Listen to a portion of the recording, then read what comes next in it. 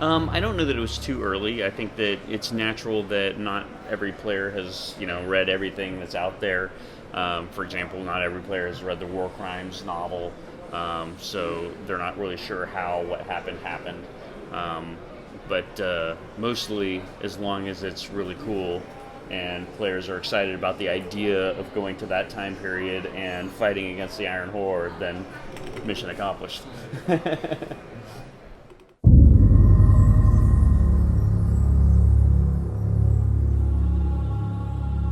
Well, there are certainly references to it, and the War Crimes novel really goes into it in a lot more detail.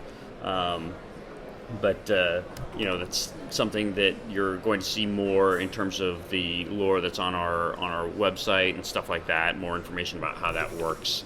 Um, you know, Essentially what happens is the Bronze Dragon flight that's they're in control of the Time Ways.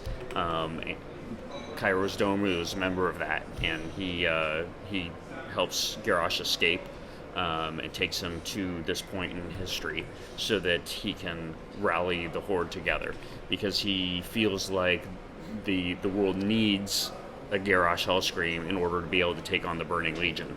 The Azeroth isn't strong enough to do it on its own. But he's kind of betrayed by Garrosh. He doesn't know that Garrosh is going to use his freedom to rally his buddies like he said he would, but then get revenge on the people that he hates in Azeroth.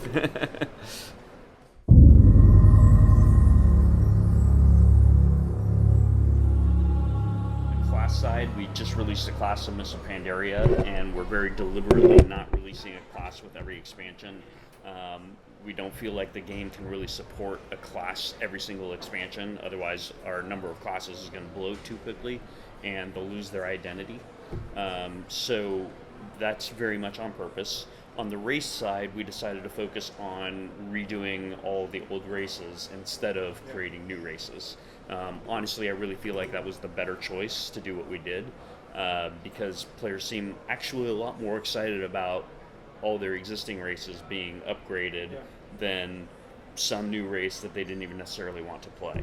And certainly the race upgrades is far more work intensive for us than adding new races.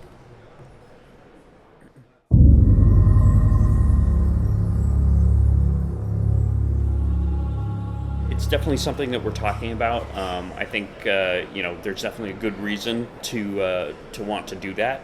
I think that even if we're trying as hard as we can to make sure that people feel like when they log in with their new character that it looks the way they would expect.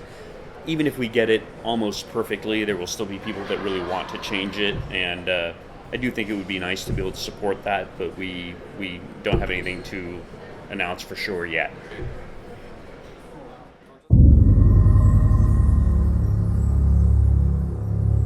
At some point, we would like to do that.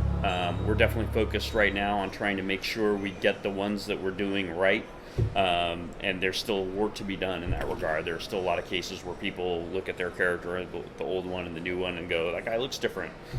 So we're trying to make sure we get that right first, but it definitely opens up a lot more customization options for the future, the new character models too.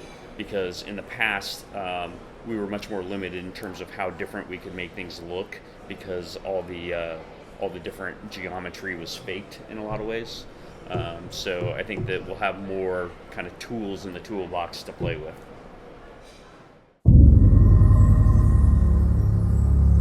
The Iron Horde, yes, they will be the main enemy throughout the expansion, although they change somewhat over the course of the expansion. For example, I think that players will be able to expect to see an increase in the Legion presence by the end of the expansion. Certainly the Legion is not very happy about how things just went down, and they're going to be looking to make things go more the way they wanted. Wait and see. Maybe it'll be Deadly Snowmen.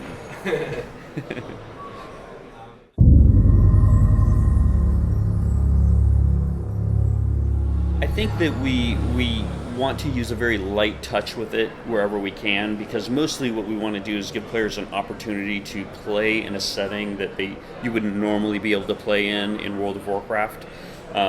and I feel like we're providing that. I could see, at some point in the future, we may decide to flesh out more of this, this kind of time frame. For example, we know that there is an ogre continent that's, in another part of Draenor, and it would be interesting to know what that looks like and learn more about it. So I could imagine at some point in the future in an expansion doing something with that area. But I don't think that doing the time thing will be the common case for our expansions. I think that it's going to be rarer that we do something like that. No, and we're certainly not going to get it really complicated. That's something we're not going to do in World of Warcraft. Maybe that's something for World of Warcraft 2 or something like that. But I think that we need to be very careful about how much we tie them together. Right. Well, it is certainly still on track. We don't plan to release it with the launch of Warlords of Draenor. We never did plan to do that.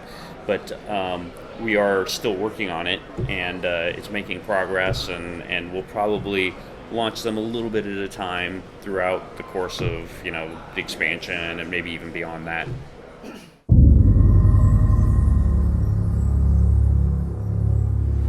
No, because we're going to scale up your power when you're in an older instance. So essentially, if you are much higher level than what that instance is for, we're going to power you up. So that's why you'll still be able to solo old content.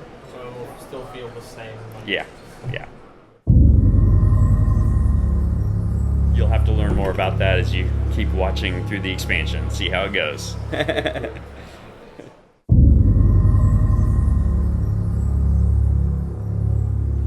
Yeah, well, we took a lot of what we learned in Timeless Isle and we applied it both to the level up experience and also to the level 100 content for Warlords. So some of the things that we're doing is that as you play through all the expansion leveling up, you'll find the rare bosses scattered all around the world. You'll also see treasures scattered around the world if you go explore kind of out of the way places. And then in addition, at level 100, we have different sections, and every single one of the zones has an area for level 100 content.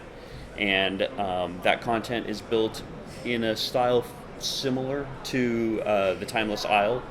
But in addition to that, we also have what we call some chapter quests that are story oriented, that kind of go alongside it and progress as you do that content over the course of several weeks.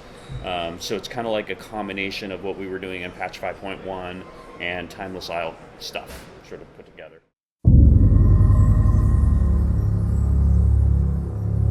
Not in terms of you don't do reputation to get epic items or anything like that. There are some reputations in there for the people that like doing reputation stuff. But it's not really the way that you get rewards. So I don't think you'll experience anything like the reputation grind that there was at the end of Mists of Pandaria, or the level 90.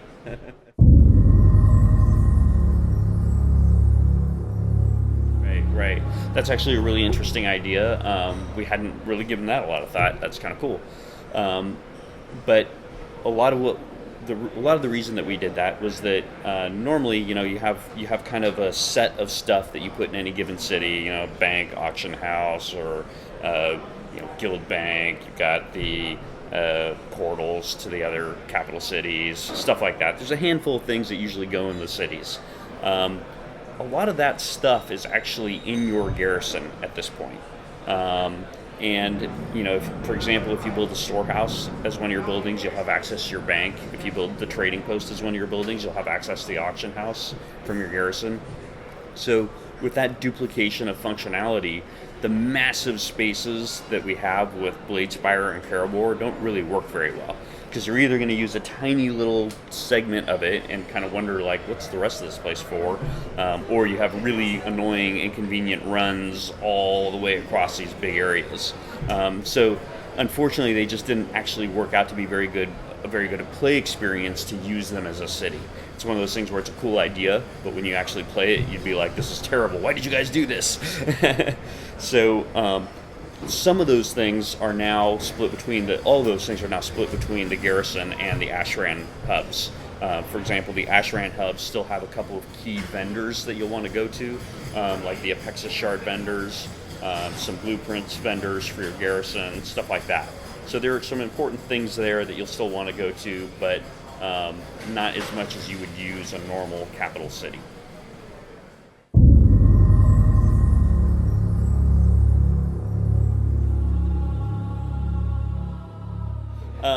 I would say that a lot of the concern with player housing was what you would do in there, right? And again, a lot of the things that felt natural for a house are things that you would do in a city, or some of the things. But really, there's, when you think about traditional MMO housing, you think more in terms of, decorating things and that kind of artistic expression and less about gameplay. Whereas Garrisons are more about living out the fantasy of a Warcraft strategy game with, building a base and building your buildings that feels, in a lot of ways, more appropriate to World of Warcraft than picking your curtains and your carpets.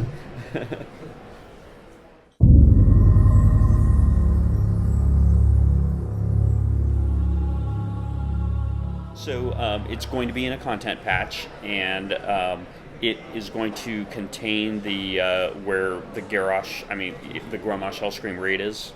So players will be going there, and there's going to be large areas of outdoor world content along with the final raid for the expansion. Yeah.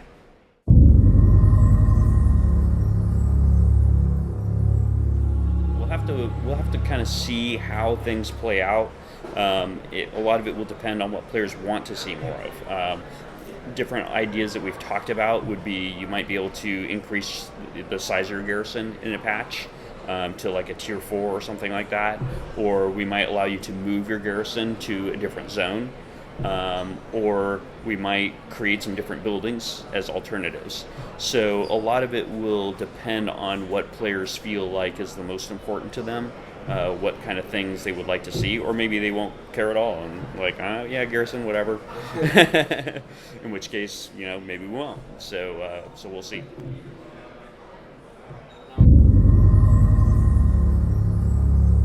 Yeah, we definitely talked about different outcomes, and we've known for quite some time what Warlords of Draenor was going to be, since in fact, a little bit before we even launched Mists of Pandaria, we've known that this is what we're going to do, and this is kind of how things are going to work.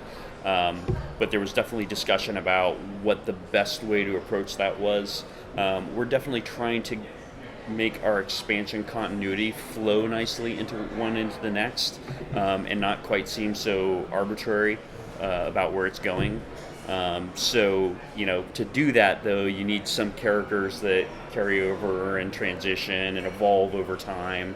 And it seemed like this was a good way to resolve the Garrosh storyline.